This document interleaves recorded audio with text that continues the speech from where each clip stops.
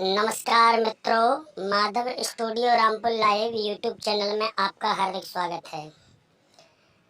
देखिए भक्तों, हमारे पास में कुछ कमेंट आए थे और कमेंट में पूछा गया कि भैया दौज करना शुभ है या अशुभ है।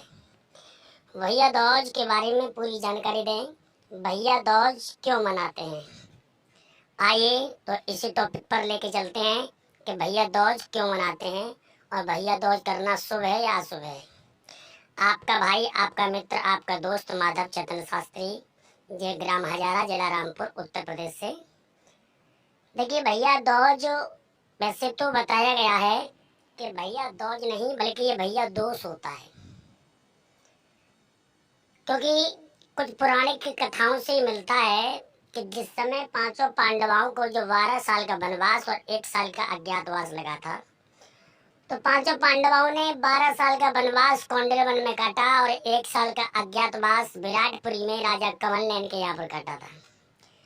जो कि पांचों पांडवा भीम, नकुल, सहदेव, अर्जुन और युधिष्ठिर और मैया द्रौपदी, ये सभी राजा कमलनैन के यहाँ पर गए थे। नौकर बनकर के इन्होंने समय बिताया।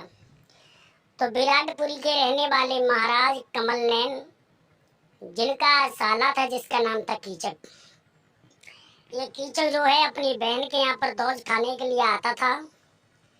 लेकिन जिस समय जब दौज खाने के लिए आया तो मैया द्रौपदी पर देख करके उसकी नीयत खराब हो गई, क्योंकि द्रौपदी वैसे पतिव्रता थी बहुत बड़ी, और उसकी सुंदरता को देख करके कीचक जो है वो बहुत बड़ा उस पर दीवाना हो गया, आशिक हो गया। लेकिन उस द्रौपदी को मटिया में पकड़ लिया और उसके साथ जबरदस्ती करने लगा। मैया द्रौपदी ने उससे हाथ जोड़कर प्रार्थना की कि आप मुझे छोड़ दो, लेकिन वो नहीं मानता है। उसके बाद में जब मैया द्रौपदी ने देखा ये नीच नहीं मानेगा, तो मैया द्रौपदी ने कहा कि आज मुझे छोड़ दो, मैं कल पुनः इसी मटिया में तुमको मिलूंगी। कीचक को विश्वास हो गया, ठीक है मैं कल तुम्हारा इंतजार करूंगा। लेकिन द्रौपदी बेचारी जान छुपा करके वहां से लौट के आई।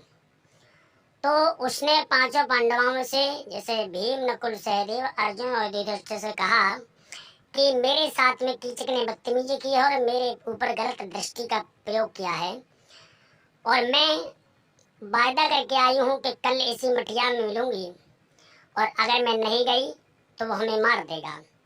लेकिन नकुल, सहदेव, अर्जुन और युधिष्ठिर इन्होंने अनसुना कर दिया। लेकिन जो पवन पुत्र भीम था, जिसमें 100 हाथियों का बल था, उसने ये सुना तो आग बबूला क्रोधित हो गया। कहने लगा, द्रौपदी तुम चिंता मत करो, हम जाएंगे और उसे उसकी करनी का आनंद चखाएंगे। तो वही पवन पुत्र भीम मैया द्रौपदी का भेष धर करके उसी मटिया में गया। इधर कीचक जो था वो पहले से ही वहां तैयार था। उसे पता नहीं था कि आज द्रौपदी के भेष में ये भीम आया है। लेकिन जैसे ही द्रौपदी को अपनी बाहों में लेना चाहा, उसी प्रकार से, लेकिन वो द्रौपदी नहीं थी, वो तो भीम था। उसी प्रकार से कीचक गए, जब जैसे लात मारी तो एक ही लात में पछाड़ खा के गिर गया, और उसके बाद में उनमें युद्ध होने लगा। जब युद्ध होने लगा तो पवन पुत्र भीम ने राजा कमलनैन के साले कीचक को मारा, और मारने के बाद में उसकी डेड बॉडी पर, यानी उस पर लाश पर लिख दिया कि जो अगर इसके वियोग में रोएगा वो इसी प्रकार से मारा जाएगा। और उसको मारने के बाद में राजा कमलनैन की चौखट पे उसे लगा दिया, खड़ा कर दिया। अब राजा कमलनैन को पता पड़ी है, राजा कमलनैन की पत्नी को पता पड़ी। इधर एक का ही वध नहीं बल्कि 100 भाइयों को कीचक ने मारा था, यानी 100 भाइयों को पवन पुत्र भीम ने मारा था। और देखिए, तो भैया दौज खाने के लिए वो आया था अपनी बहन के यहाँ पर।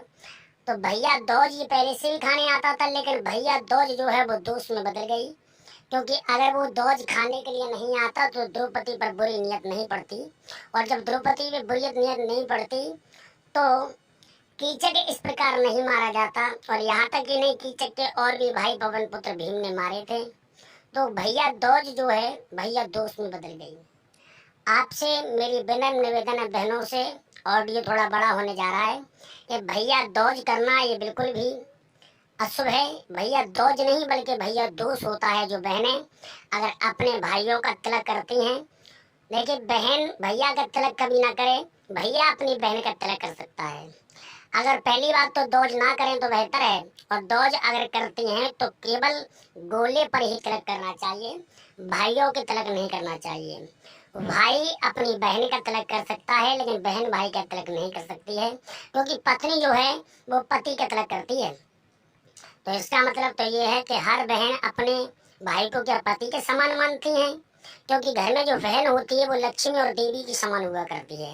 इसलिए बहन का तिलक भाई कर सकता है, लेकिन भाई का तिलक बहन नहीं कर सकती है। तो भैया दोष में बदल गई, क्योंकि इसी दोज वाले दिन कीचक मारा गया था, और कीचक के और भी भाई पवन पुत्र भीम के हाथों से मारे गए थे, राजा कमल नैन के यहाँ पर विराटपुरी में। तो दोस्तों, अगर ये जानकारी आपको अच्छी लगी हो तो हमारे चैनल को सब्सक्राइब करें, वीडियो को लाइक करें, आगे शेयर करें। आप कमेंट करते रहिए। आपके कमेंट के अनुसार नई नई जानकारियाँ आपको Madhav studio Rampur live YouTube channel से देखने को मिल सकेंगी। नए नए भागवत, रामकथा, रामायण, जागरण, अन्य भजन, संध्या, जो भी कार्यक्रम हैं धार्मिक संबंधित, हर कार्यक्रम, हर जानकारियाँ आपको हमारे चैनल पर मिलेंगी। जय श्री राधे, जय श्री श्याम, जय श्री